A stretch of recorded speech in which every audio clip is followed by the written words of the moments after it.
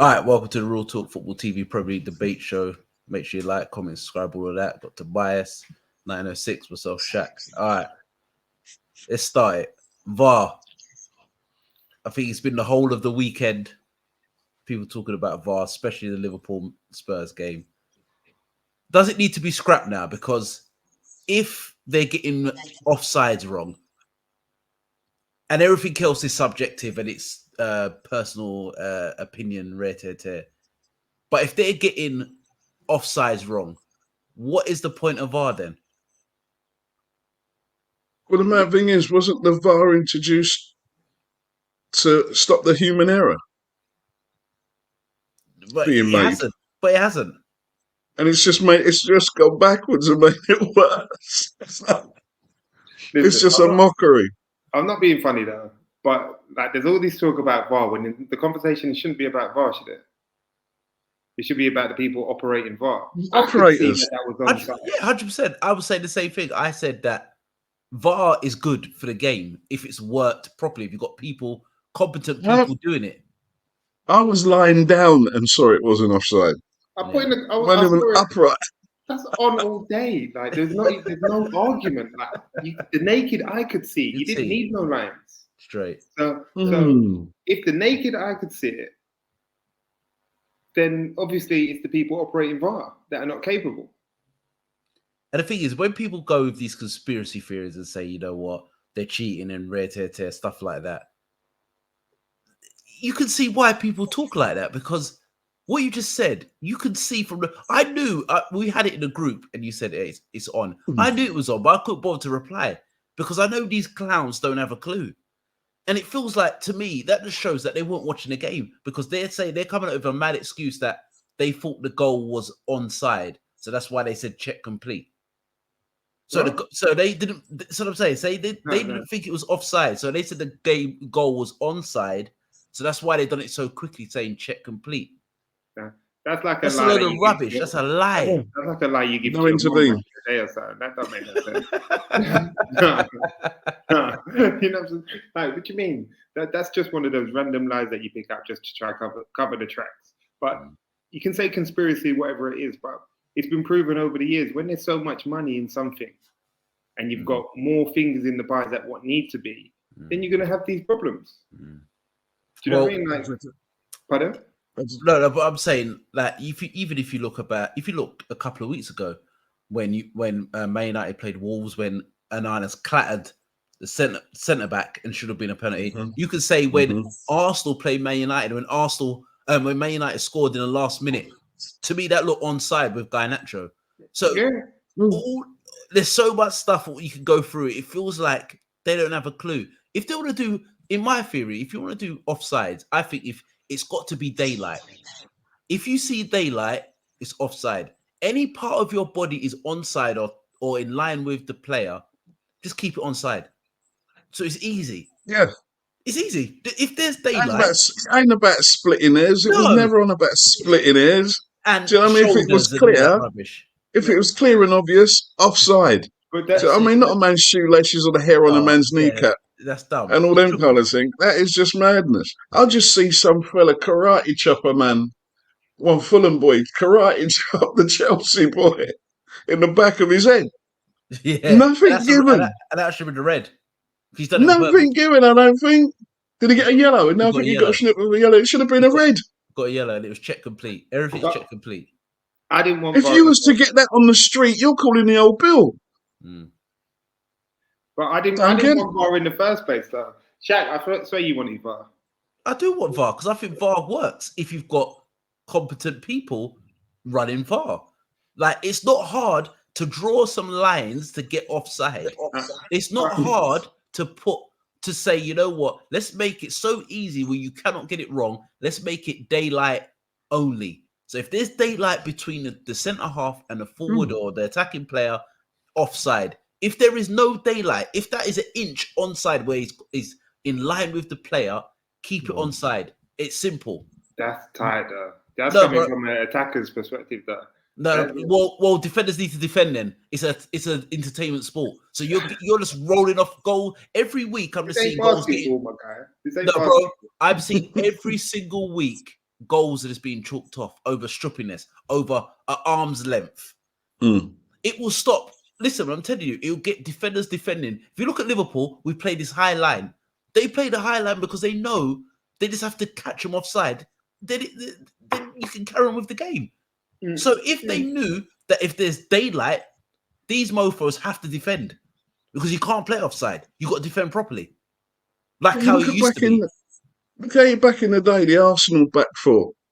Adams, as soon as he throws his hands up, the linesman says offside. I read it's one of them. It was like, never called into disrepute, never. Arsenal, offside, arms up, yeah, referee just gives it, linesman gives it. You think, all right, you live with that. But then you bring in technology to stop doubt in people's minds, and then you got the biggest doubt ever in the people behind this thing actually working. Was it a man got suspended? But so that's what I'm saying. So now if you're, I don't give a monkeys about him being suspended. Number one, I want the point back, and number two, I think I need about 7 points on my fantasy football because I had Diaz down.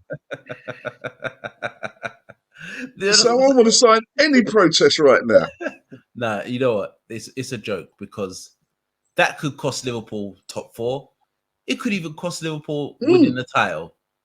Well, and them type of things you need to get right, because imagine if that's a Burnley or Sheffield United, and that last game of the season, and they do something so stupid like that, and they get relegated to the Championship, and that separates them from going down and staying up. Like there's too much money in this game for mistakes to be going on like that. It can't happen. It can't happen. The problem is that, like, you question the competency of the refs anyway in this league. Like, no one's ever comfortable. Even on the world stage, no one's comfortable with our referees. But yet now we've got 3 of them officiating the game. That's going to cause confusion in itself. It's been proven over time, even in recent history, that fine margins at the highest level is what is the defining period, isn't it? Really, like 1 point out of 3. That's massive. Yeah, like you've lost the league by what point? A singular point. Yeah, so that's recent. Yeah. But what's the way around it? That's the problem. I believe that you need to have. Does ex-pros tarnish it a bit? I don't know. Do you have strictly officials in the VAR room? But don't you get officials then? All right. So if you don't go ex-pros, because you never know, there might be bias and all of that. Don't you think referees should have some sort of footballing experience so they could actually experience the game? Because I don't think these refs have never played football in their life. But I think also you look at the Jones red card. I don't think you needed football experience to say the foot has rolled over the ball to make contact. He didn't go through to make direct contact with the player. It's gone over the ball. So hold on. Are we saying that Curtis Jones wasn't a red? I don't think it was a red. All right. I got fair. I think it was out of. I don't think he was out of control. I think the ball took it out of his control. Yeah, but he made the tackle. He got the ball. Don't get me wrong. Follow, isn't it? It wasn't intent. I don't think he intended to do it. But that's either here or there. People don't intend to do many things. But in terms of that was unfortunately, I reckon that was a red. Like, it was an unfortunate incident, and I think you get a load of unfortunate incidents. But that ball, his foot going over the ball, dictated what happened there. But he's actually gone for the ball. He made contact with the ball before the player. Yeah, but I don't see it as a red. I see it as one of those unfortunate incidents where a player's got injured. So if you don't mean to do it, it's not red then. No. But if it's taken out of your hands, which it was, because his foot went over a ball, if that's the circumstance, then yeah. But if you're just going in for a clatter and saying, no, if I didn't mean to do that, I didn't mean to crack on his cranium and all them kind of thing, no, stupidness. But you can argue the fact of why his foot was up that high in the first place then. It wasn't that high. It was at the middle of the ball level. It went over the top. Well, that's what I'm saying. That high. So what I'm saying as well about that, I think that's subjective. I think it could be. I see for and against. I see he could be sent off. He could not be sent off. I think if it was a Tottenham player doing it on a Liverpool player, we might be saying red. I don't You're know. definitely saying red. But what I don't like is that they've told him to Depends if check. it was Nunes. One thing I didn't like, they told him to go and check the monitor to see if it's a red card. The first thing they've put on is a still image of him going over the top with his leg on his ankle. So you've put that doubt in his mind straight away. Subliminal, straight Yeah, that's there. what I'm saying, straight away. You don't even show different stills. You just the first thing you see, literally over. You've not watched the whole replay to see why his leg's gone over. You've just seen that. So in your head, you're knowing no matter what now, you've got that still in your head, and it's gonna be a red card. Even stuff like that. To me, it feels like they just don't have a clue. They're making it worse. We should be talking. VAR should be like basically a silent ref, and we don't even talk about it. We're talking about it more than actual football matches. Yeah, but you're talking about every week. Are the people operating it though? But that's what I'm saying. You said that if it's not ex-players, then what did you say? Say if you're a ref, I think you've got to have some sort of footballing experience so you can actually understand. What ex-footballer wants to be a ref? That's the biggest. That's the biggest problem you have. You never have an ex-footballer wanting to be a ref. It's just one of those. There's never been a case that you want to be a ref. Tell me. Why? I know, but they make 6 figures. They make 6 figures. I wouldn't. Pardon? But they make 6 figures. Yeah, they make over 100 grand. Boy, I don't know, man. I've done Sunday League. I've done Sunday League and came out alive. You're doing all of this, but at the end of the day, it takes a certain individual to want to be a ref, and it's usually the ones that love the game but can play the game. Yeah.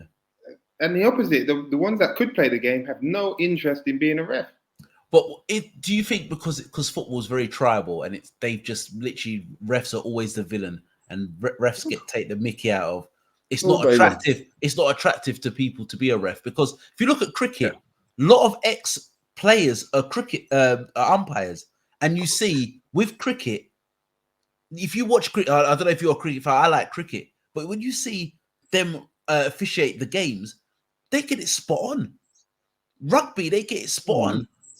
They get it spot on most of the time. So I don't understand how football, the biggest sport on the planet, can't get elite referees or elite people running their establishment, which is mad to me. It's crazy. Again, I think they've had the hate for too long, and for it to carry on in a different uniform. But then again, it's the same thing, though. It's people that haven't played the game are dictating to you about the game. So imagine if because they get scored, don't they? They get scored weekly. You got someone assessing them. So what is you perceived as like a normal thing as it wasn't a foul or play on or whatever it be, he gets marked down for that because that's their scoring criteria. So it's not as if they have the freedom to ref the game in itself anyway, because they're always being analysed. So it doesn't really offer. So if you're looking at it that way, no one's going to want to be a ref, are they? You're not going to really ref in the game by yourself. You're refing the game by a set of rules, even though, don't get me wrong, the rules, but it's, as we've said many a time, it's subjective, isn't it? Like what you see and what I see, two totally different things. So whether you feel like it was play on or a foul and you're getting marked down for it because he didn't see it that way, then where do you go? No, you end up going towards what they want you to do, don't you? 100%. 100%. All right, guys, make sure you like, comment, subscribe to the channel. 906, we'll leave it to you. Last bit. I want points back. I want justice. I'm outside the FA. Don't worry. Liverpool in the title challenge. That game showed me they're in the title challenge. They showed character. So, and if anything you take from it, bro, like jealousy, bro. When I'm looking at that team with 10, 9 unit, like doing what our team couldn't do with 11. There you go. 9 men. We look compact and solid. So I said, I looked at that. We get Tottenham players bring on their kids and wives to celebrate that. Yeah, it's crazy. It's crazy. Really? All right, guys. We're All Talk Football TV. We are out.